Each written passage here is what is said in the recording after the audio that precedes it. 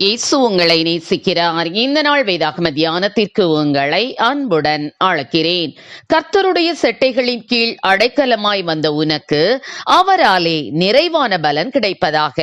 Ruth 2:12 தன் ரதத்தில் ஒரு ராஜா காட்டு வழியே பிரயாணம் செய்தார்.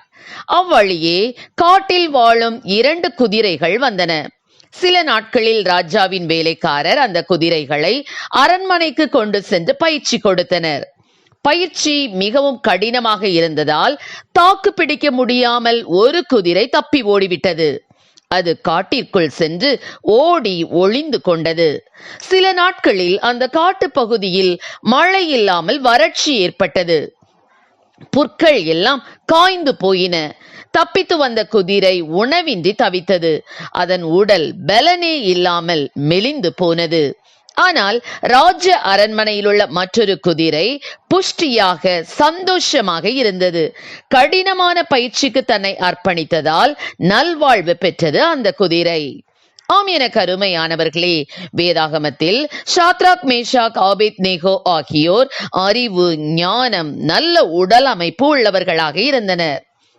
அவர்கள் தங்கள் தேவனை மட்டும் பணிந்து அவர் ஒருவருக்கே ஆராதனை செய்து வாழ்ந்து வந்தனர். இதற்கு அக்கினி சூளை போன்ற கஷ்டங்கள் வந்தது. தேவன் இதிலிருந்து தப்புவிக்க வல்லவர், தப்புவியாமல் போனாலும் பரவாயில்லை என துணிந்து நின்றனர்.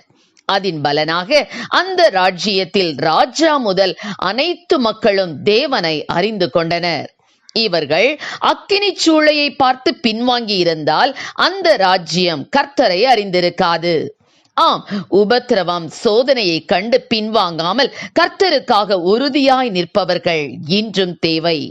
இயேசு கிறிஸ்து இந்த உலகத்தில் வாழ்ந்த காலத்தில் உலகத்திலே உபத்திரவம் உண்டு, ஆனாலும் திடன் கொள்ளுங்கள், உலகத்தை ஜெயித்தேன் என்றார்.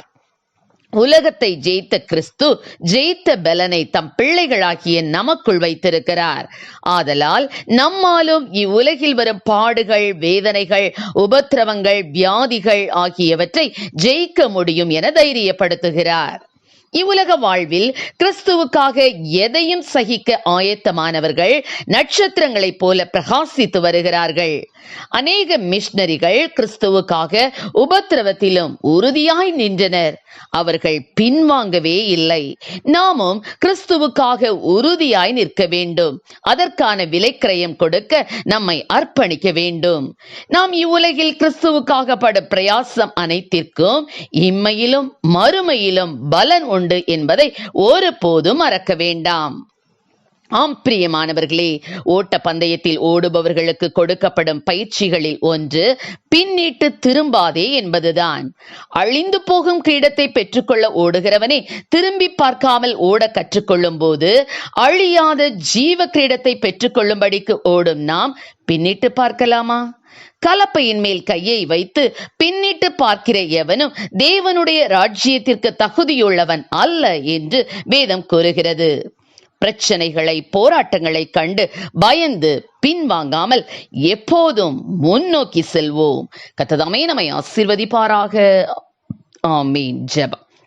எங்களை அதிகமாய் நேசித்து நடத்துகிற எங்கள் அன்பின் பரலோக பிதாவே, அப்பா, எப்பேற்பட்ட சூழ்நிலையிலும் ஆண்டவரே நாங்கள் பின்னிட்டு பார்க்காதபடி ஆண்டவரே அப்பா முன்னோக்கி ஓடக்கூடிய கிருபைகளை கொடுப்பீராக ராஜா. ஆண்டவரை பின்னிட்டு பார்த்து ஆண்டவரை உப்புத்தோடாய் மாறிப்போன லோத்தின் மனைவியை போல அல்ல ஆண்டவரே, அப்போஸ்தலனாகிய பவுலை போல எல்லாவித பாடுகளிலும் ஆண்டவரே அப்பா பின்னானவைகளை மறந்து கத்தாவும் முன்னானவைகளை நாடி கிறிஸ்து இயேசுவுக்குள் தேவன் அழைத்த பரம அழைப்பின் பந்தய பொருளுக்காக இலக்கை நோக்கி தொடர்ந்து ஓடக்கூடிய கிருபைகளை, பலனை எங்களுக்கு என் தேவனீர் கொடுப்பீராக. ஆசீர்வதியும். இயேசுவின் நாமத்திலே ஜெபிக்கிறோம் நல்ல பிதாவே. ஆமென்.